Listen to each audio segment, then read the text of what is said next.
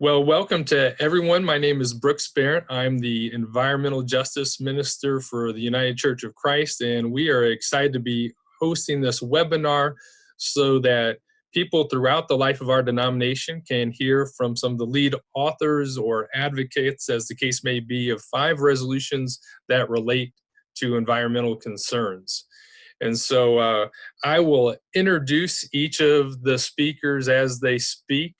And each of them will then have 10 minutes to present on the resolution to which they are connected. So that will be after we go through that, then we will open things up for questions and comments from the audience. We'll allow people at any point to type in questions. If you look at the bottom of your screen, you'll see an icon that says Q&A. And that's a place where at any point you can ask a question of one of the panelists, and we can type in a response, or we can wait until question answer time and respond to it verbally. So one thing I also will mention is that as each person presents, I will also share a link to the resolution in case you'd like to reference the actual resolution as people are presenting. So that is the plan for this. And just as a way of framing today's conversation, I just say that a wise man named Jim Hightower once said that democracy is occurs on more than just election day. And so the democratic culture of the UCC and our bold and prophetic stances on justice issues happens on more than just General Synod. And so we want to generate these conversations before General Synod and after General Synod, and when resolutions are passed, and that's our opportunity to become mobilized for action. So it's part of our ongoing culture and life in this denomination. So thanks again for joining us. Our first speaker for today will be Peter McCary, who is coming to us from the national setting of the UCC. He is the executive minister for the Middle East and Europe with the global ministries of the UCC and the Christian Church Disciples of Christ. And he's done that for almost 19 years. He is also the team leader for global ministries in Cleveland. And so Peter has been a part of crafting the resolution on global forced migration. And I will turn things over to Peter now so that we can hear from him. Thank you, Peter. Thank you very much, Brooks. I'm delighted to participate today and want to also welcome all those who are joining this webinar. It's an honor to be a part of this panel and to be among the distinguished speakers today. So again, thanks for organizing this.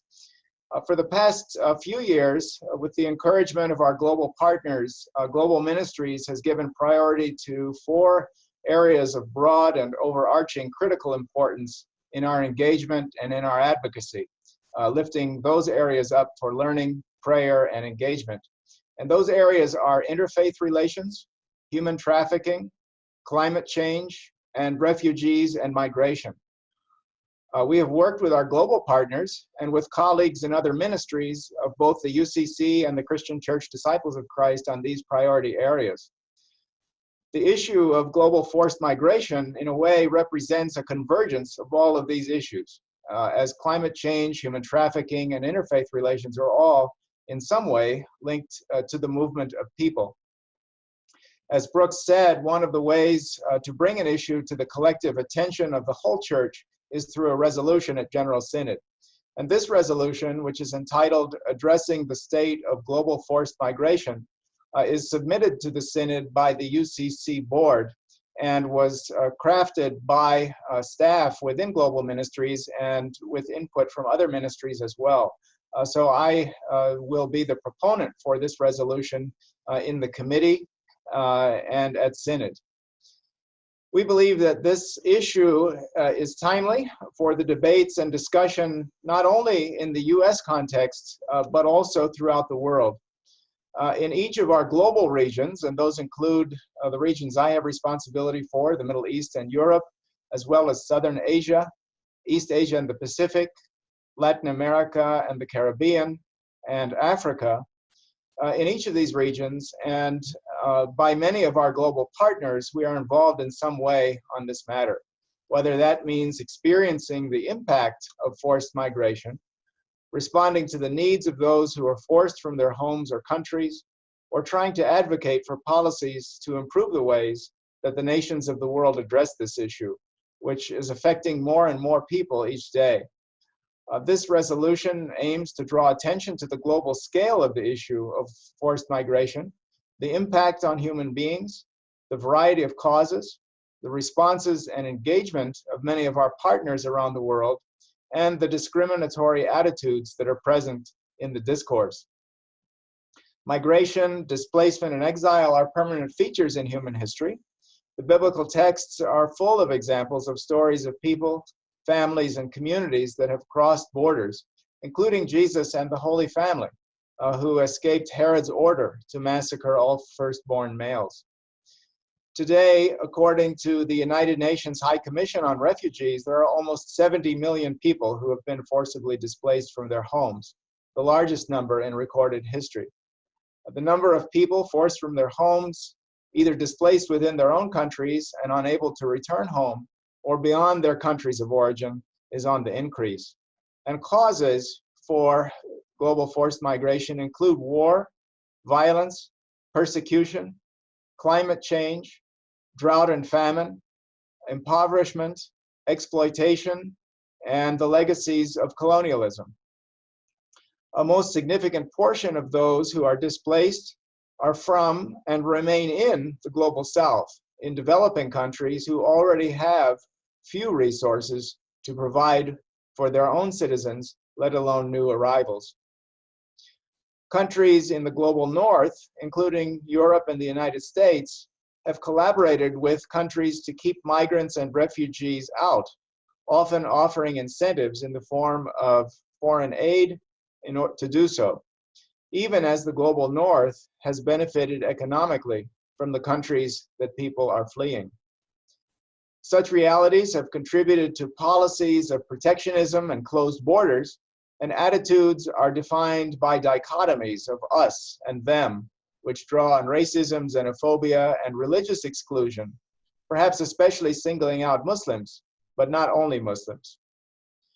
Each region in the world has experienced this reality, and some examples are included in the resolution. The resolution lifts up examples from the various regions where we have partners and lists those particular examples in the text of the resolution. So people fleeing from high levels of structural, social, and economic violence in El Salvador, Honduras, Nicaragua, Guatemala, and other countries in Latin America and the Caribbean, who are seeking asylum elsewhere to escape horrific conditions. Also, African migrants and refugees who have become bottlenecked in North Africa, including in Morocco, in their attempt to make their way to Europe. Refugees from conflict in the Democratic Republic of Congo and Burundi are now living in camps in Tanzania.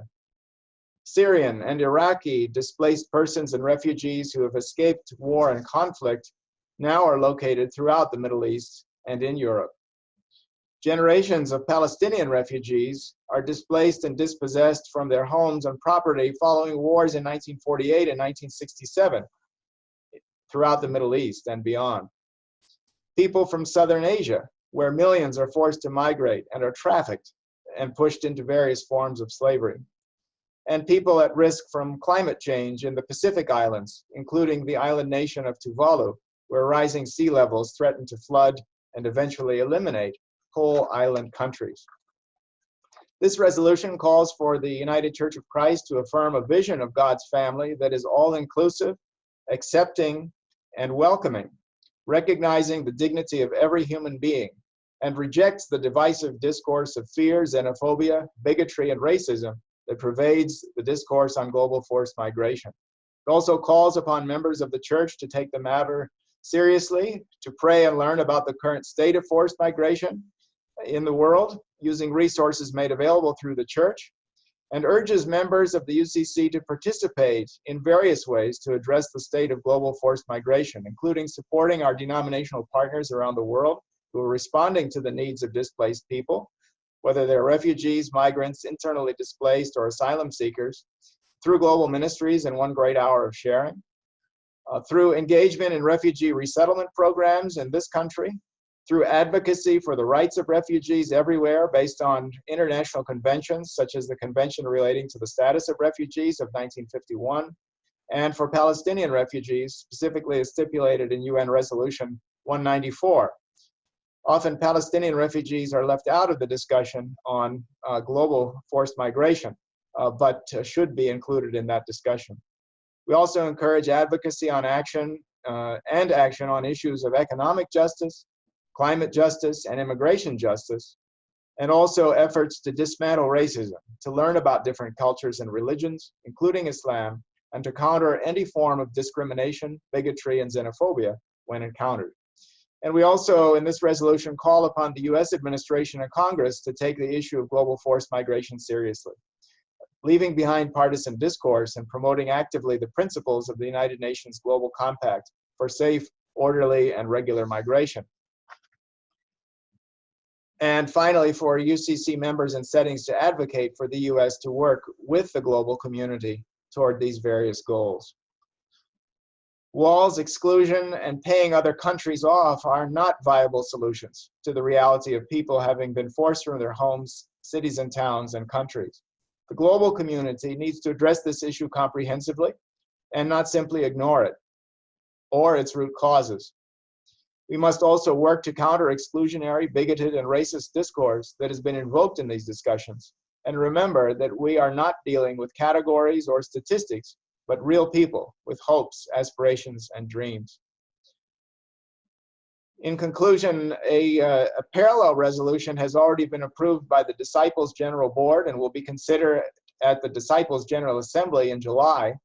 The language of the two resolutions, the Disciples and the UCC version, are as similar as possible, despite the fact that we have different formatting requirements. And assuming the passage of the resolution by General Synod and then by the General Assembly, we would hope to implement the resolution collectively and ecumenically with the disciples as well, and that would strengthen our witness.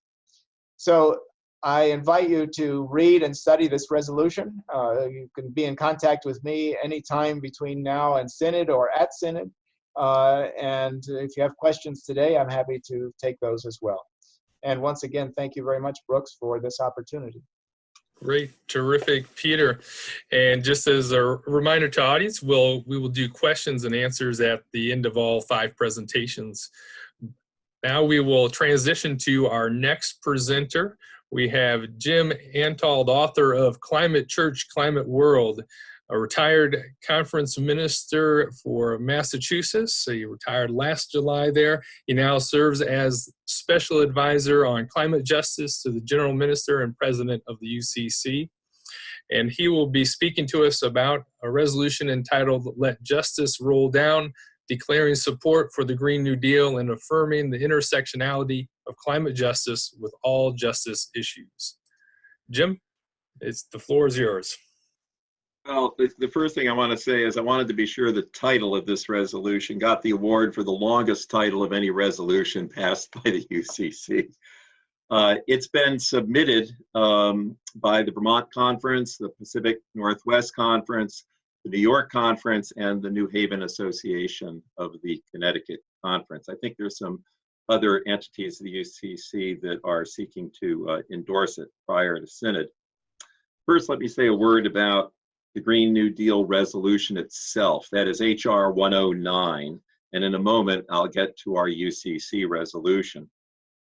What the Congressional Green New Deal isn't is that it's a resolution and it is not legislation. People tend to mix those up. It's not a proposal for laws to be passed.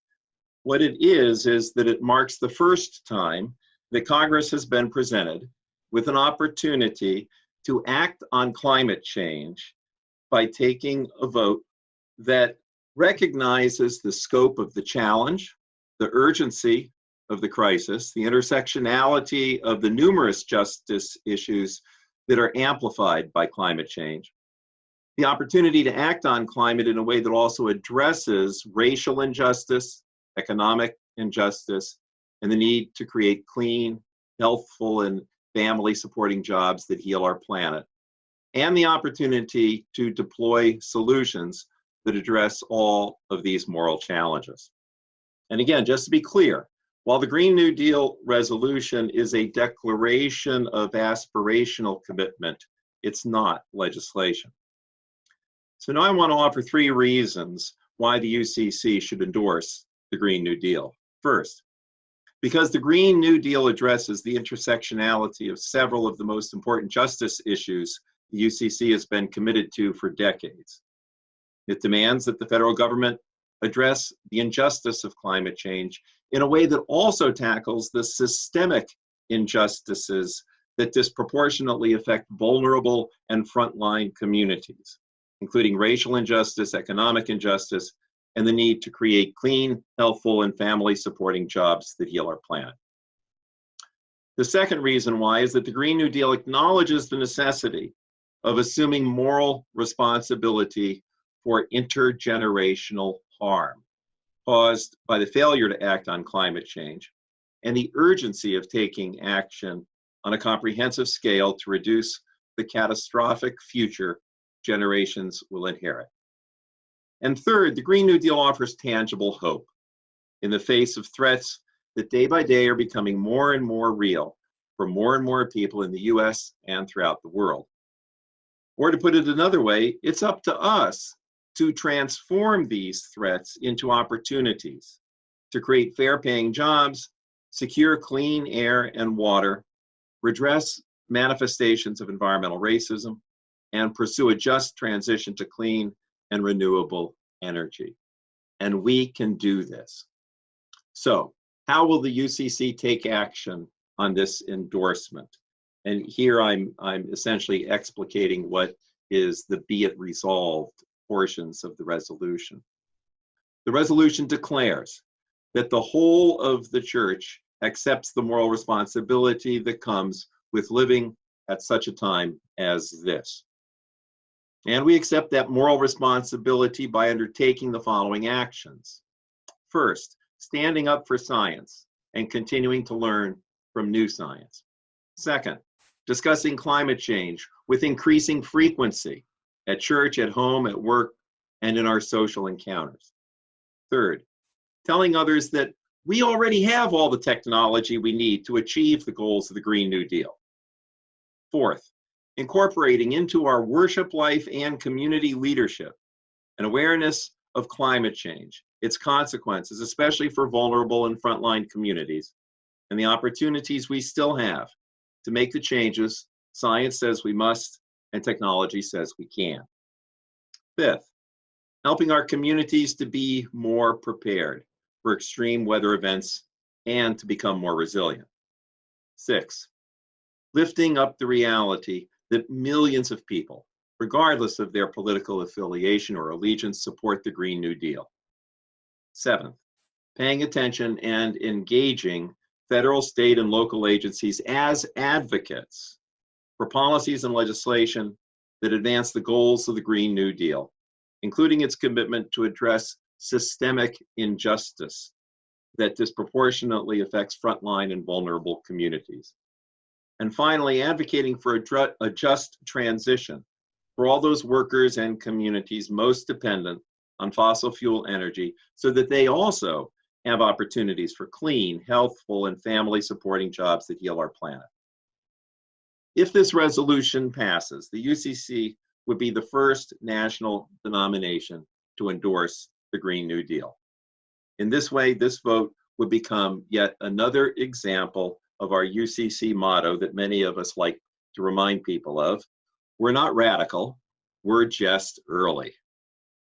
Now is the time for our denomination to add to the long list of UCC firsts by signaling to the world that the earth is the Lord's, not ours to wreck, that the urgency of this crisis demands immediate action, that the scope of this challenge requires us to transform our economy on a scale with no historic precedent, that we can only solve the climate crisis if we also address racial injustice, economic injustice, and the need to create clean, healthful, and family-supporting jobs that heal our planet.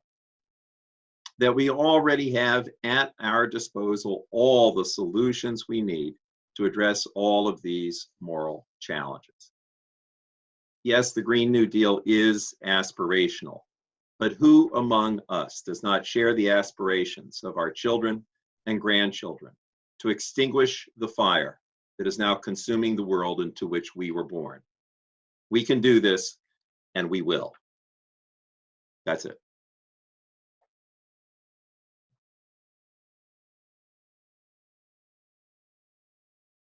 Brooke, yep, there you go. Yep. Much appreciated, Jim.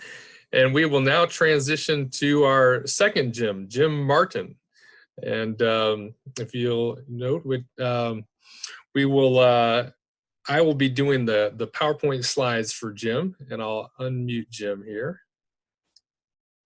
All right, Jim, you are on, and let me introduce you here.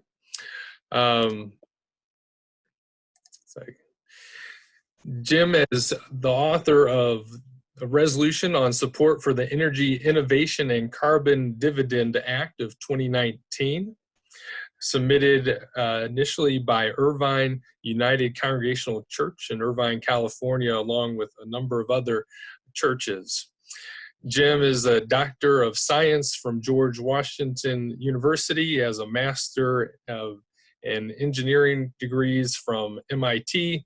He's worked for NASA, the University of Alabama, and Boeing. He has served as Associate Editor of the Journal of Spacecraft and Rockets, and he has over 100 technical publications. And so Jim, we welcome you on and look forward to hearing as you present to us on the Energy Innovation and Carbon Dividend Act. I'll get your PowerPoint up here. Thank you, Brooks. As you've heard, the title of the resolution is on the Energy Innovation and Carbon Dividend Act of 2019. Now, I'm not really going to say much more about the resolution itself. I'm basically going to be speaking about the bill that will create this act. So when you're ready, Brooks, we can go to the next slide. Okay, go ahead. I was working as an aerospace engineer at NASA in about 1980 when Dr. Jim Hansen came and talked to us about climate change and convinced me. But at the time, I could see no clear solution. I did some work on the solar power satellite, which is an idea of collecting solar energy in space and beaming the energy to Earth. The next slide. That seems to be too expensive in most analysis right now, but that could easily change. I learned about the fee and dividend approach to climate change in about 2015, and I quickly saw that that really is the best thing that we can do now towards solution of this problem. I joined the Citizens Climate Lobby, which is working for this, and there I learned that a bill has now been introduced in the House of Representatives. It is number 763. And I basically wrote the resolution we're talking about with some help from some other churches. Next slide.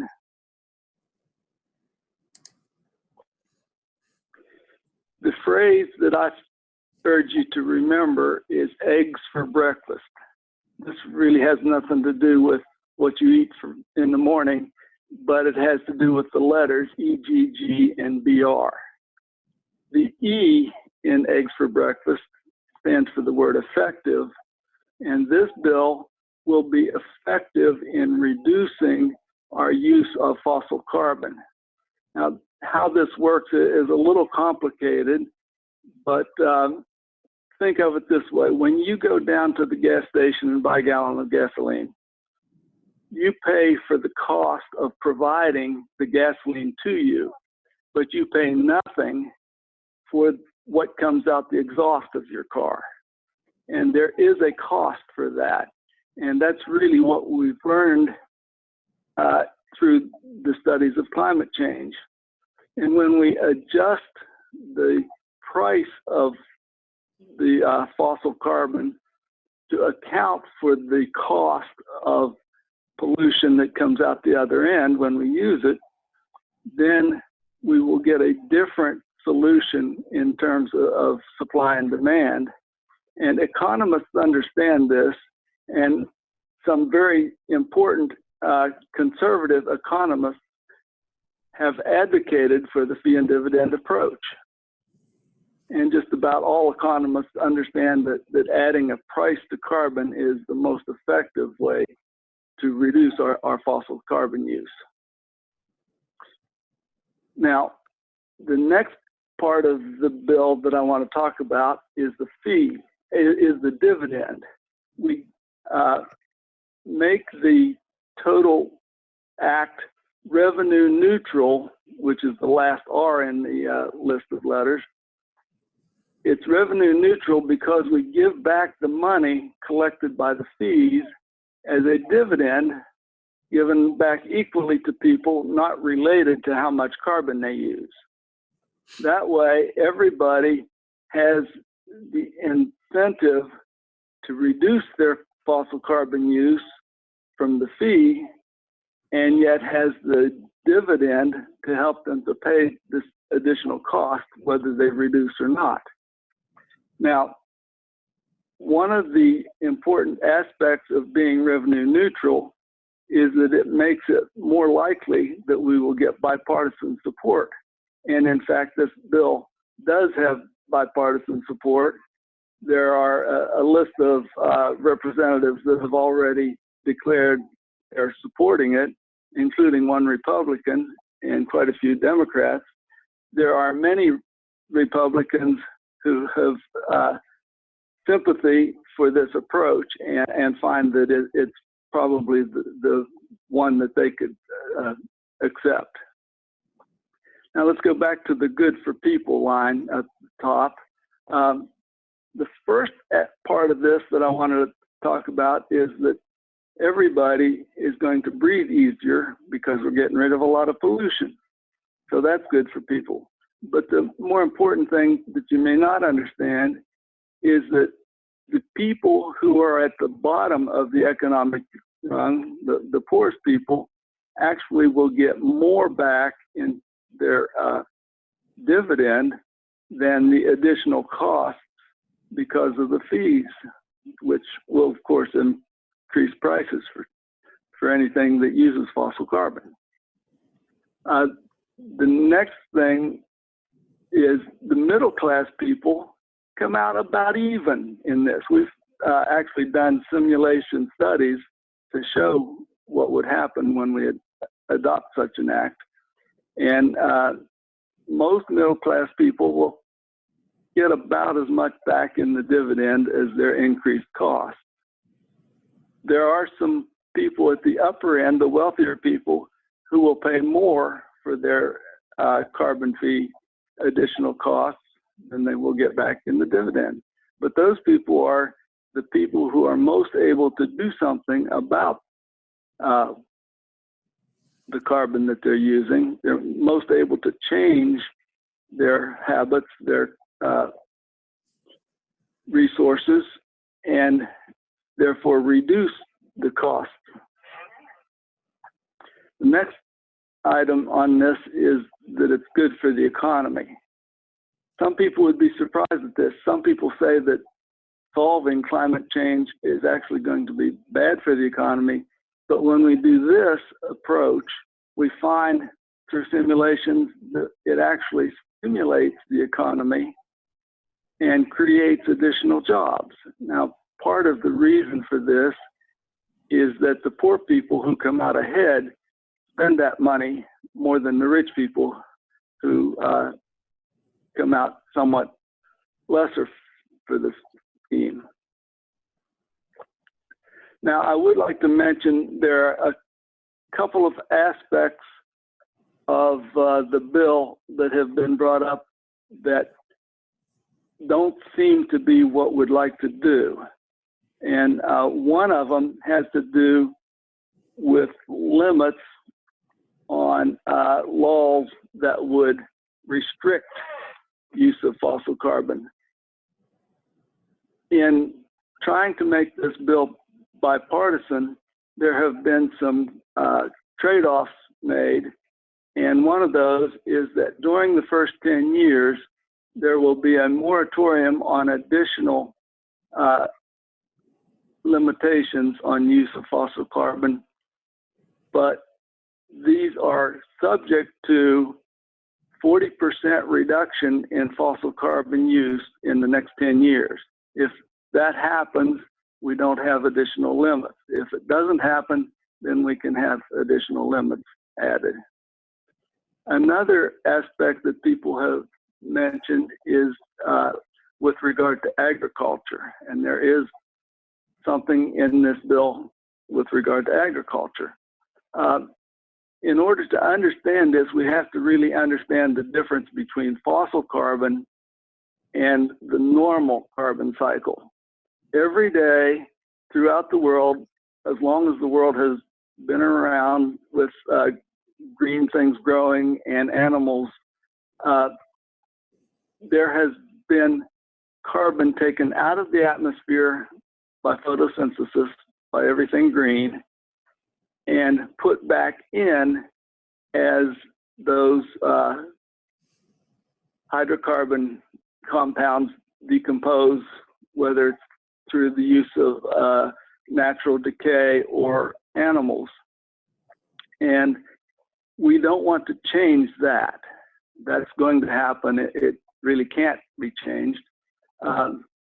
So although cows burp and the methane that they burp is a greenhouse gas, that is really something that has been going on forever and is not the reason for climate change.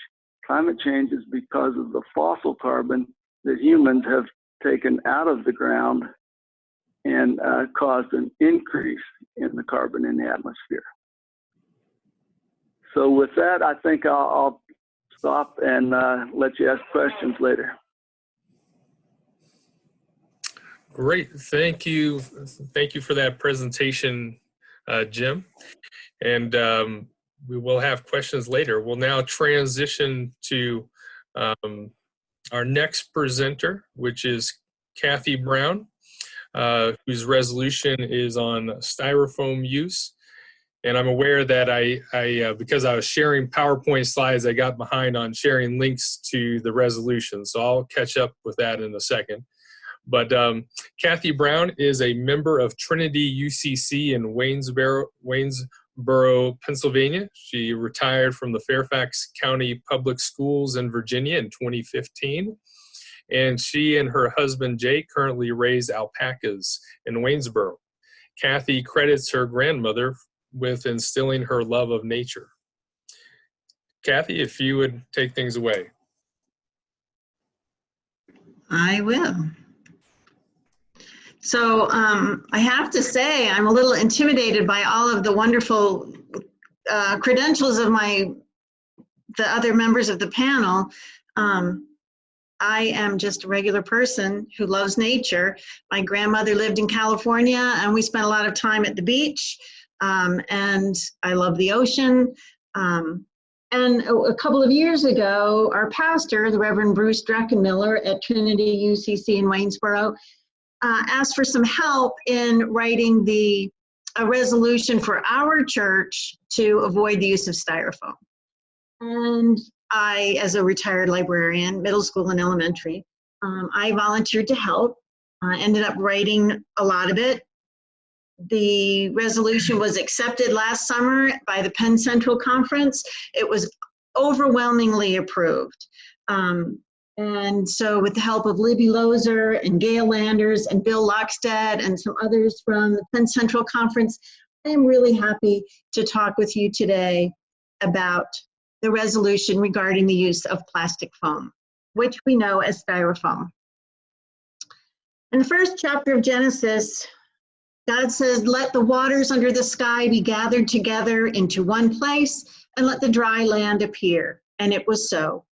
God called the dry land earth, and the waters that were gathered together he called seas. And God saw that it was good.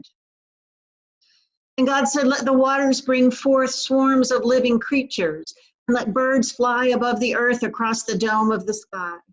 So God created the great sea monsters and every living creature that moves, of every kind, with which the waters swarm, and every winged bird of every kind. And God saw that it was good.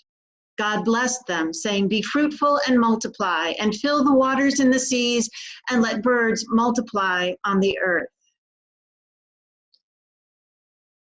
And this is what we have done to God's oceans and seas. We are called to care for God's creation, and through our carelessness and ignorance, we have defiled it.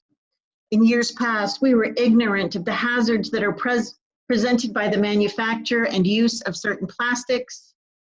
We've been ignorant of the finite resources in our oceans, and we've been ignorant of how our actions affect our world and the creatures living in it, all created by God. So a little bit about what plastic foam is. We often refer to it as styrofoam, but styrofoam is a trademark of Dow Chemical, so it's not correct to refer to anything not made by Dow as styrofoam. It's sort of the way we often refer to tissues as Kleenex, when in reality, the tissue we're using may not have been made by Kleenex at all. So plastic foam is created by a chemical process that expands polystyrene foam. And polystyrene foam is made by ethylene and benzene, which are combined then to make styrene. And styrene molecules are then linked into a long polymer chain called polystyrene. And I can't really explain to you much more than that about how it's made because I'm not a chemist. But the polystyrene is then expanded by heating it with steam or hot air, and it becomes plastic foam. Plastic foam is used throughout the United States and in fact through the world for things like coffee cups, takeout food containers, coolers, insulation, and packing materials. And contrary to what some will tell you, plastic foam is not recyclable, partly because it's often too dirty to reuse, but it's also because most of the foam is air, so it is uneconomical to recycle it. Landfills are filling up with plastics, and that is not just plastic foam, and it takes 500 years for plastics to decompose. Plastics are everywhere, and we can't avoid them altogether, but we can take steps to minimize their use. And there are alternatives to plastic foam packaging that are readily available. John Muir was a great lover of the outdoors, and he explored the Sierra Nevada mountains and parts of Alaska. And this quote of his is not specifically about the ocean, and certainly not specifically about plastic, but I think it speaks to our thoughtless use of things like plastic foam coffee cups that are so often used in our church coffee hours.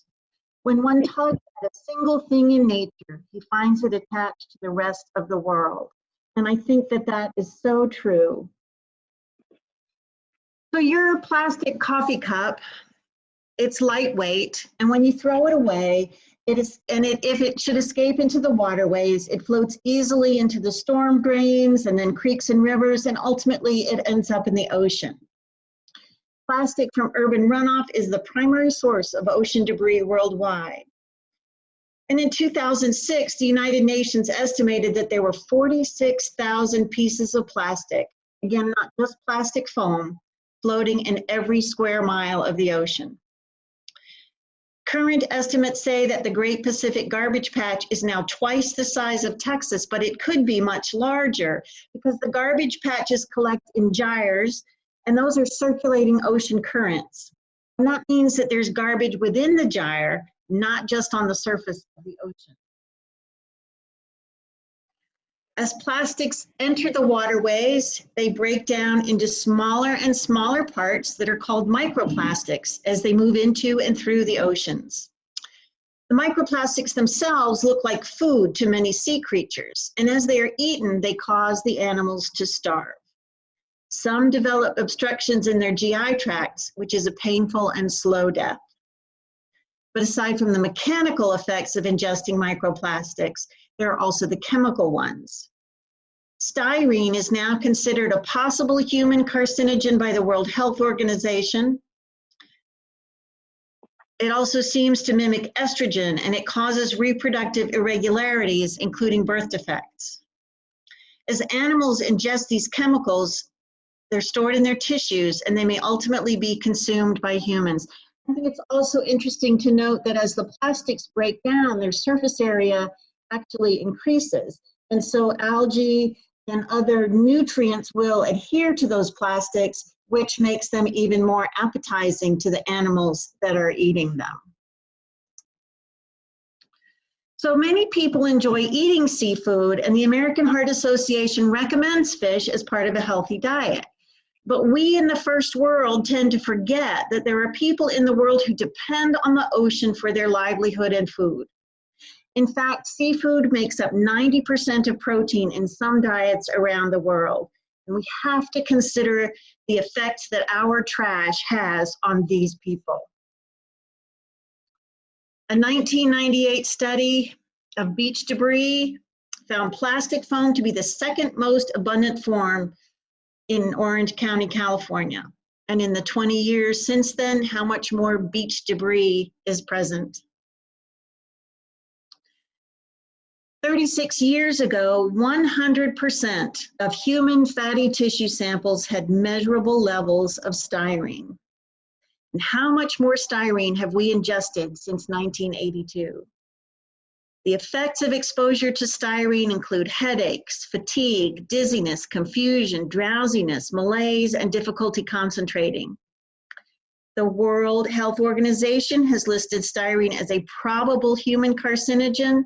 It is a known carcinogen in animals. And styrene also mimics estrogen, creating reproductive irregularities, and it also contributes to breast cancer and prostate cancer. But there is hope. So there are lots of non-plastic foam food packaging products that are available, and I would refer you to the resolution for some websites that sell non-plastic foam food packaging products. Many churches have the china in the kitchen cabinets that we can get out and use. Many states and countries are restricting or banning the use of plastic foam, and in fact, Maine just recently joined the list of states that ban plastic foam. And the United Church of Christ is committed to environmental justice. So our resolution says that we encourage congregations and individuals to avoid the use of plastic foam in food packaging and other activities within their church and church-related facilities. And conferences, associations, and congregations are encouraged to educate their members about plastic foam and encourage the use of alternatives such as paper products or ceramic or other dishwasher safe products. So our church is hoping that the adoption of this resolution will raise awareness and will reduce the use of plastic foam in church kitchens and coffee hours.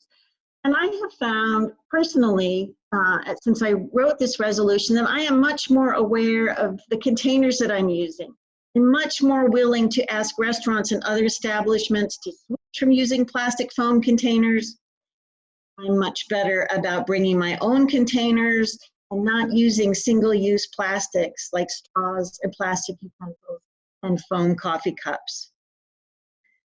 The resolution has increased my personal commitment to reducing my use of all plastics. We cannot avoid them entirely, but we can certainly reduce our use. And I thank you for entertaining this resolution and look forward to seeing many of you at General Synod.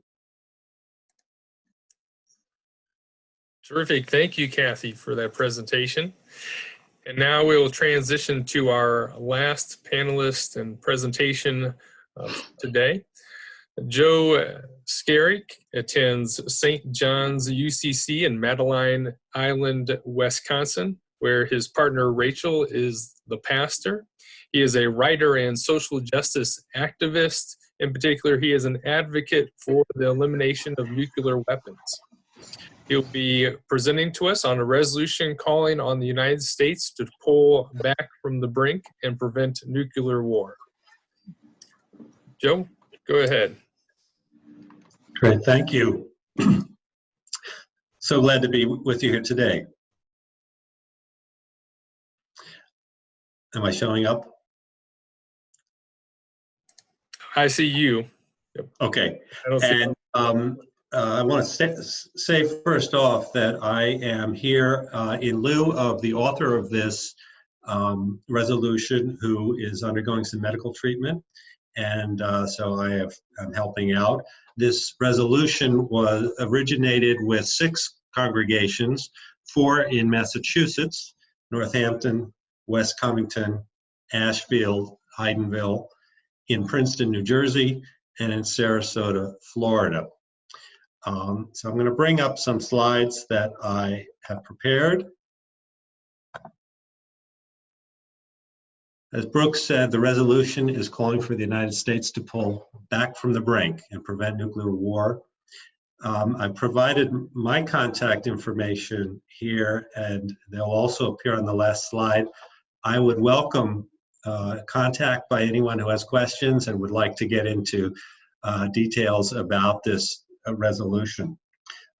In the course of this presentation, I want to do 3 things. One is to emphasize the many advocates who are on board with this campaign.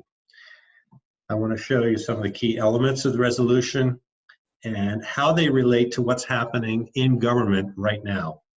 And finally, I want to talk about why I think it's so important for congregations to take up this resolution. I'm guessing that many of you offhand would agree with the proposition that we need to eliminate nuclear weapons. I'm just going to start with a couple of facts to help set the stage. First of all, here's a quote from a book that was written by my sister. It's called Thermonuclear Monarchy: Choosing Between Democracy and Doom. The U.S. nuclear arsenal includes, but is by no means limited to, 14 Ohio-class submarines, each carrying the equivalent in injuring power to 4,000 Hiroshima blasts. Each one of the 14 ships carries enough power to destroy the people of an entire continent. The Earth has 7 continents. The United States has 14 Ohio-class submarines. Joe, your slides aren't showing, just to... Oh, okay. Let's see why that would be. Did you hit the share icon? Yeah, let's try it again. Okay. Okay, you're right. All right. We can see, yep, just, there we go. Terrific. All right, and so I've shown, included on the right-hand side of the slide, a poster that was prepared by the Nagasaki University, which gives some idea of the size of the nuclear arsenals in the world. And it's important to recognize that each icon on this poster represents 5 warheads. And in the upper portion, you see the many Russian warheads. In the lower portion, you see the US warheads. And in the little sliver that's sort of at about 2 o'clock are all the other countries combined. It's a little bit obscured by the icons of our faces. So the first thing I want to talk about with respect to this resolution, it is a resolution endorsing a broad-based campaign. And as an activist, one of the things that I look at is not just how sound are the ideas in the resolution, but how strong is the organization that's behind it? Are we working together with enough people to really get something done? And I have been very encouraged by this resolution because of the many groups that I know in the field of nuclear disarmament who are behind it. This campaign was devised by the Physicians for Social Responsibility, And it has on board with it the Federation of American Scientists, the Union of Concerned Scientists, U.S. Conference of Mayors, other faith groups, policy advocacy groups like Women's Action and Indivisible, environmental groups like 350.org, and of course, many, many, many peace groups. I just name a few of them there. I encourage you to go take a look at the resolution, and you'll see that there's a very, very long list of endorsing organizations. Actually, I should say, go look at the campaign page, and at the bottom of this slide, preventnuclearwar.org is the page for the overall campaign, beyond just the UCC resolution. The second thing I want to talk about is sort of the meat of the resolution. And at the heart of the resolution, there are 5 elements: calling on the denomination, on our congregations, on all of our organizations to encourage the U.S. government to do 5 things: to renounce the option of using nuclear weapons first, to end the president's sole unchecked authority to launch a nuclear attack, to take U.S. nuclear weapons off hair trigger alert, to cancel the plan to replace the entire nuclear arsenal with enhanced weapons, and to actively pursue a verifiable agreement among nuclear armed states to eliminate their nuclear arsenals. And I've included here, and I know the slides will be available after this presentation, the information on specific bills that are in Congress right at this moment with many, many sponsors to do just that. So HR 921 and 272 is the no first use bill. 669-200 is the restriction of presidential first use, and on and on. And the thing that I've indicated at the bottom is the Global Nuclear Ban Treaty, which has been moving forward in the United Nations over the last year and a half. Now it has 70 signatory nations on it. We need to get the United States on that, or at least embracing it. The most important thing to me about this resolution is the invitation it makes to UCC congregations. And I quote here the language that's in the resolution, that it will request that all churches, associations, conferences, and associated bodies of the United Church of Christ consider how to implement these resolutions with the support and encouragement of the covenanted ministries. And it's important that this resolution is not just a legislative ask. It really will invite congregations to dig into and grapple with this problem that is that we have been led to think we have no agency in this world-threatening technology. Nuclear weapons exist. We all know they're a threat, but what can we do about it? And we can get many, many, many people who are deeply committed to each other and their faith to take this on and be in it for the long haul. So I, again, thank you for the opportunity to be here today. And again, I'm sharing my information. I'd be very happy to follow up with anyone who has specific questions. So thank you. All right, terrific. Thank you to Joe and to all of our presenters. I see that we've already got some questions coming up. We will try to, there we go, exit that. So let's first take a look at a question here for Jim Martin from Steve Gahn. Please explain how the EICDA will protect international trade and prevent carbon leakage to countries without a price on carbon. And just a reminder, people can type questions in the Q&A by tapping on the Q&A icon at the bottom of your page. So, Jim, would you like to take a stab at that? Yes, I would. There is a provision in the Act that has to do with export. And this provision is such that countries outside the United States shipping things, any kind of goods into the United States would have an adjustment so that the price would correspond to the price in the United States with the carbon fee.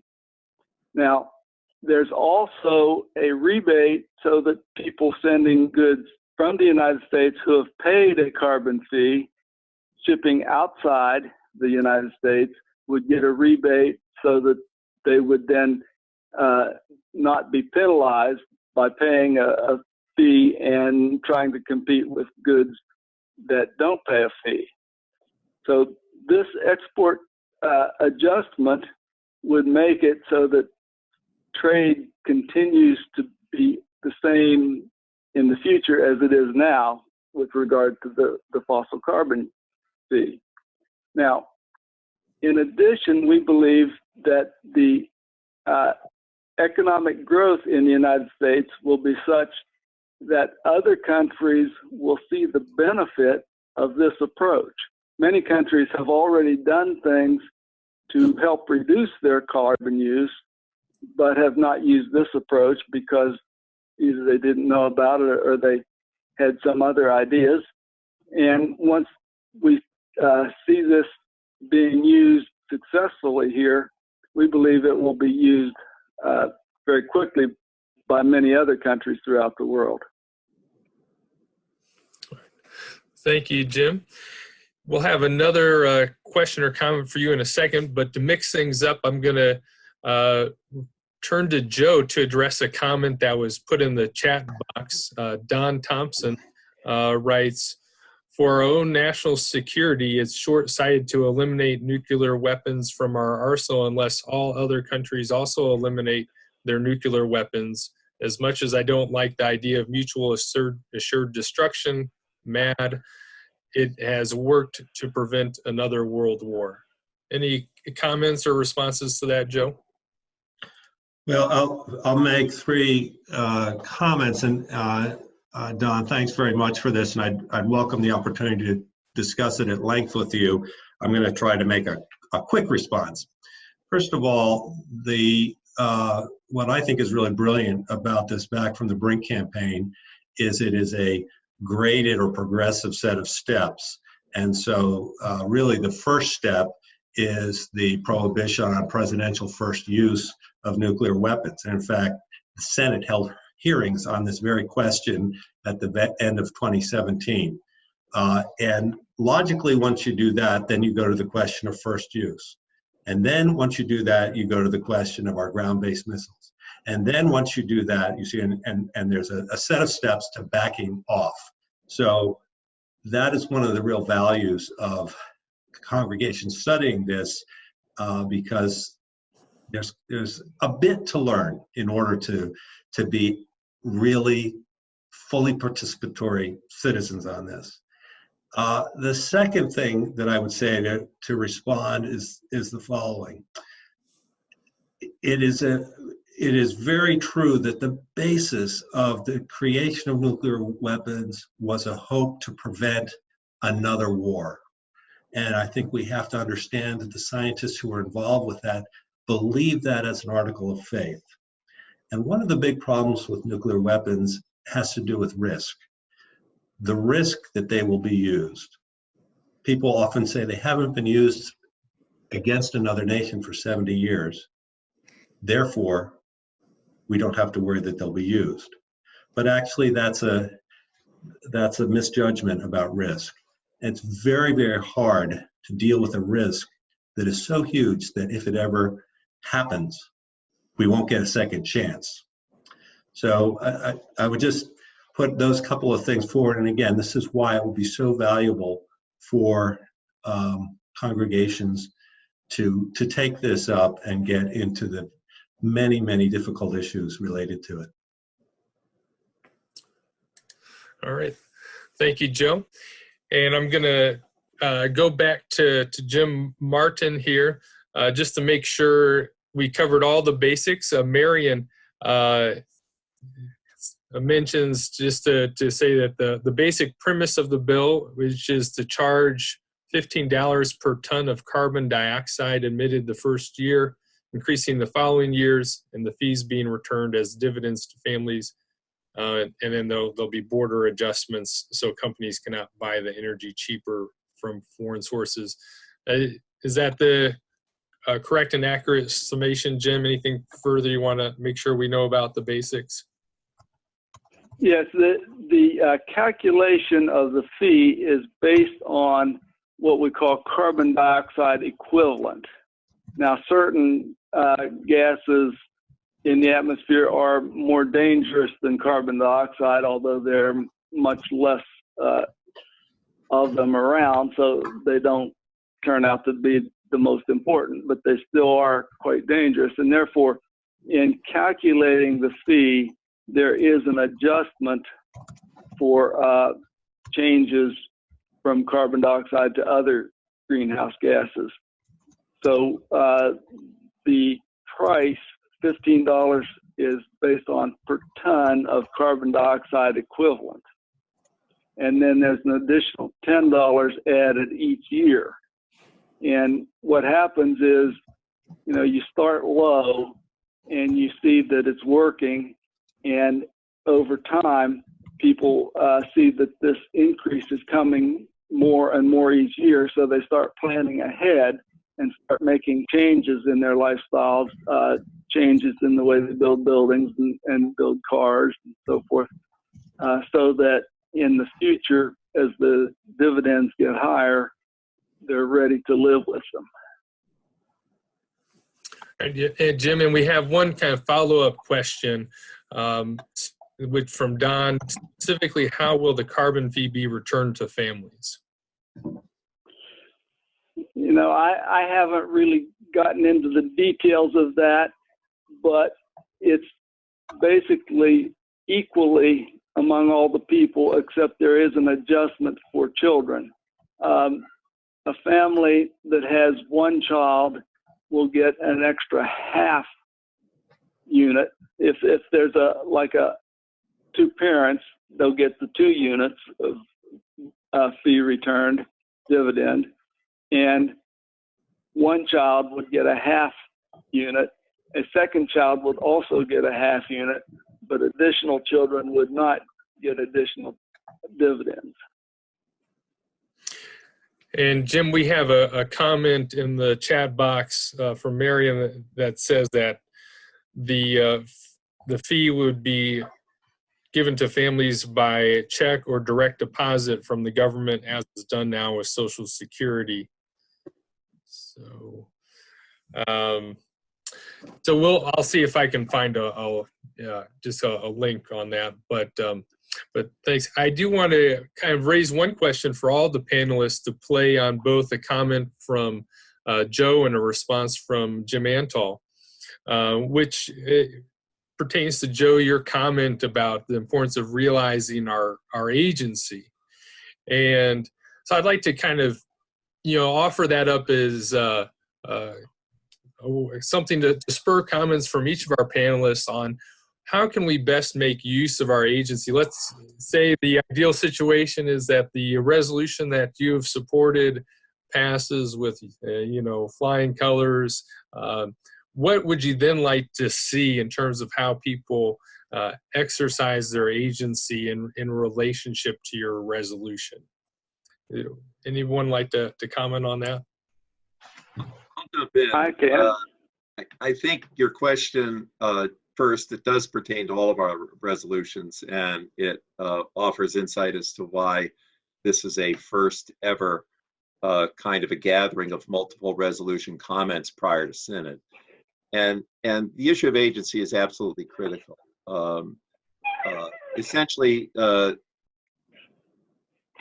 Christianity in America has been hijacked by Fox News. And the UCC provides leadership to the entire country, essentially to take back Christianity in relation to this set of issues that we are discussing in this forum. We have that opportunity, should all of these resolutions pass, to have 5,000, that's the number of churches we have, to have 5,000 places from which that agency is being manifested in countless different ways, many of which were suggested by the various participants on this. But I think we need to reframe our understanding of church and realize that the vocation of the church over the next decade or the indefinite future is quite different than it has been over the past 2,000 years. And particularly here in America, that vocation needs to be, as different resolutions have said it in different ways, speaking on behalf of the common goods, defending future generations, and helping this country to realize the proliferation of injustice which our industrial society has manifested for centuries. I'll take a shot at it if you'll repeat the question. Yeah, basically the question is pertaining to how can people best, say your resolution passes with flying colors, how would you like to then see people make the maximum use of their agency with regard to your resolution? All right, so what I would like to see is, first of all, people being aware of the plastics, including styrofoam, that they're using, and working to eliminate those from their homes. Perhaps making sure you're not using styrofoam coffee cups, you're not using paper plates made with styrofoam. When you go to a restaurant, take your own mugs, take your own containers that you can put your leftovers in. When you go to an eating establishment, ask what it would take for the manager to eliminate the use of styrofoam. In your churches, use that china that sits gathering dust in the cabinets or invite people to bring their own mugs to your coffee hour.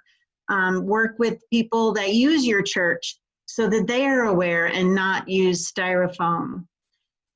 There's a comment on the chat room about whether the UCC has considered adding to the styrofoam resolution by changing federal and local health regulations related to reuse of containers, particularly at food takeout stores and restaurants and retail purchases of food, particularly produce. I think that is something that's important to do, but this particular resolution was more focused on individuals and individual churches and what we as the local people can do to make an impact. And if we are asking restaurants to not use styrofoam, if we're insisting that styrofoam be replaced with something more permanent, then capitalism will work and people will stop making it. So, I mean, that's long term down the road, and that may be naive, but that would be my goal. One person's not going to make a big difference. A lot of people will make a huge difference, and that's how I would answer that question. Thank you, Kathy. I'll just chime in. I was just reading a book from a Methodist author on, I think it's a BYOM Sundays, Bring Your Own Mug. Mm-hmm. Peter, I see you're unmuted. Do you have anything that you'd like to contribute? Sure, just a couple of things. First is to draw attention to the text of the resolution, which not only on global forced migration, which not only helps educate, but also lists particular and specific action items within the resolved section of the resolution. So this resolution calls for 6 specific actions that local members and local congregations and conferences can take, including advocacy, including efforts to dismantle racism, and to support denominational partners globally, and to engage in refugee resettlement programs locally.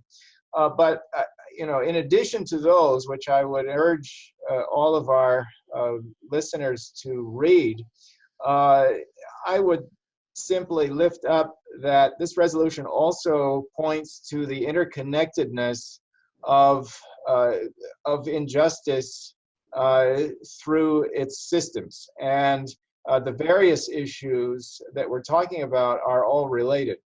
So it's important for us to think about the systems of injustice and the ways that they do relate to each other, so that if we're focusing our own individual efforts on one particular issue or another, that's important, but it's also important and critical to understand what we're doing in the broader sense. All right. Great. Thank you, Peter. Any further comments in response to Brooks, it's Joe. May I add something about the agency? I'm recalling a speech by General Lee Butler, formerly the head of Strategic Air Command and now an advocate for bringing nuclear weapons under much greater control. And he has said there is a nuclear priesthood, a small group of people who are considered to be qualified enough to be able to talk about this issue. And many or most citizens think that they're not allowed to have a voice. And agency in this really means citizens understanding that your members of Congress care deeply about how you feel about it, how you see it, how you think about these risks, and the enormous power that you have when you go to see your congressman and say, the 100 members of our congregation in northern Wisconsin have been talking about this issue, and I'd like to share what our thoughts are. A second aspect of agency has to do with the mutual support and spiritual support that is necessary to do this very difficult work. And one of the things we've been talking about here in our congregation is the way in which doing social justice work is not easy, and staying in it for the long haul requires care of a community. And that's one of the real powerful things that a faith community brings that many other areas of activism simply do not have. So those are two aspects of the agency that's required here. Thanks. Thank you, Joe. And then I'm going to, you're unmuted. Go ahead, Jim Martin. Yeah. First, I think the most important thing that each of us can do in the near term is to let our representative in the House of Representatives know that we support this bill, the Carbon Dividend Act, and then our senators also. So we can each do that. We should also work to help those in our churches to understand and support this act.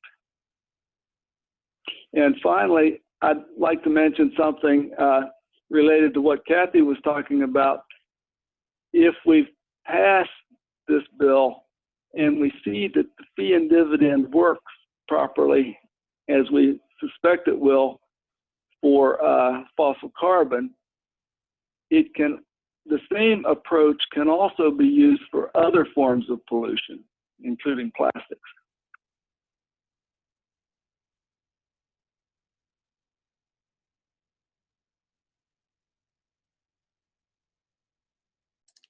Thank you, Jim, and thank you to each of our panelists today. It has been great to have each of you on here and have the opportunity to hear from you about your respective resolutions that you're championing. And I want to encourage people that have joined with us to share this webinar with members of your congregation or people that you know on social media. I'll be putting this webinar up on YouTube so that people can watch it and more people can be invited into this conversation as we prepare for General Synod.